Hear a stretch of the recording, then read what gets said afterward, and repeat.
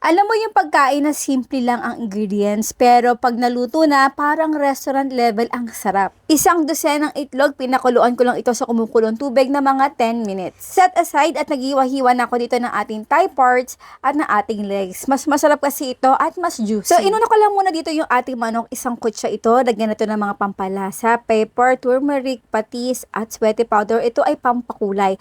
Haluin ito hanggang sa may mga nakikita tayong brownish color dito sa balat ng ating manok. Garlic, onion at sibuyas. Again, ito ay kailangan nalutuin hanggang sa mag-translucent. 1 kilo nga pala ginamit ko dito malagkit na bigas at kailangan talaga malaking kawali or kaldero ang inyong gagamitin. Pati yung bigas ay kailangan natin lutuin for at least 5 minutes at ilagay na natin dito yung ating tubig. Dahil sa nagdagdag tayo dito ng tubig ay kailangan syempre dagdagan din natin yung ating mga pampalasa. Katulad nitong chicken cubes at nalagay lang ako dito ng mga 3 piraso. Konting asukal, pampabalance. Hindi ito pampatamis At kapag ready na, ilagay na natin dito yung ating itlog. O diba, napaka-simple lang talaga ng mga ingredients. Pero pag natikman natin, mala-ala restaurant talaga ang sarap. At syempre kung kayo ay nanonood, ilang kilo ang ginamit natin dito malagkit na bigas? Syempre, ang inyong sagot sa comment box section.